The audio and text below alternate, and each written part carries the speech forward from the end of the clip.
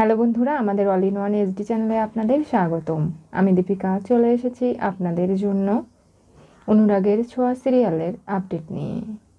পৃথা অসুস্থ হাসপাতালের বেডে শুয়ে বারবার বলছে দীপা অর্জুনের বিয়েটা এরকম করে ব্যাঘাত ঘটল। তিস্তা রেগে যায়, বলে আপনি কেন এই কথা বলছেন? আমি দাঁড়িয়ে থেকে সুস্থ হলে ওদের 4 হাত এক করে দেব। হঠাৎই আবার অসুস্থতার ভান করলে দীপার তখনই সন্দেহ হয়ে যায়। ডাক্তার বলেছে ওনার এত তাড়াতাড়ি অসুস্থ হলো আবার সুস্থ হয়ে গেল। আমি বিষয়টা বুঝতে পারলাম না। অর্জুনকে বলে দীপা রাত্রিবেলা থাকার ব্যবস্থা করে, আর তখনই নার্সের কাছ থেকে ফোন চেয়ে নেয় পৃথা। জোর জবরদস্তি করতে শুরু করে, ফোন না পেলে তার নাকি ঘুমিয়ে আসছে না। দীপা ফোনটা দেয় এবং বলে যে বাড়ির লোকজন সবাই চলে গেছে এটা জানাতে। পৃথা যে লোকটির কাছ থেকে ওষুধ নিয়ে খেয়েছিল অসুস্থতার ভান করবে বলে তাকে ফোন করে জানিয়ে দেয় যে তুমি আর আমাকে ফোন করবে না, আমি টাকা তোমাকে পেমেন্ট করে দেব, শুধু আমাকে একটু সুস্থ হয়ে বাড়ি ফিরতে দাও। আর এই সমস্ত কথা দীপা দূর থেকে শুনে ফেলে।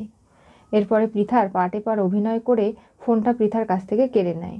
ডাক্তারকে ডেকে ঘুমের ইঞ্জেকশন দিয়ে পৃথাকে ঘুম পাড়িয়ে দেয়, আর ভাবে যে আমাকে জানতে হবে যে উনি আসলে কোন উদ্দেশ্য নিয়ে এই সব কিছু করছে। ওই লোকটিকে ফোন করলে সে জানায় যে আমি তো ওষুধটা দিয়েছিলাম এমন যে আপনি খুব অসুস্থ দেখা যাবে, কিন্তু আপনার কিচ্ছু হয়নি, সেটাই হয়েছে তো, টাকাটা পাঠিয়ে দেবেন, আমি রাখছি।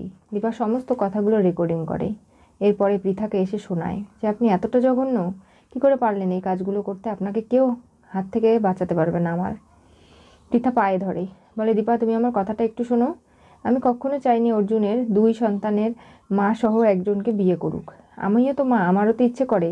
কোনো মাকে এরকম কোনো কিছু মেনে নিতে পারবে বলো? তাই আমিও পারছি না। আমি চেয়েছিলাম অর্জুনের সঙ্গে একটা সুন্দর ভালো মেয়ে দেখে বিয়ে দেব, কিন্তু তুমি যেখানে এসে অর্জুনের জীবনে জাঁকিয়ে বসেছো আমি কিছুই করে উঠতে পারছি না। তার জন্যই এত কিছু করলাম আমি। আর দেখো, আপনি ভিক্টরকে ডেকে পাঠিয়েছেন, এমনকি অর্জুন এবং পরিবারের বাকি যে অহনা তারাও ভিক্টরকে মেনে নিচ্ছে।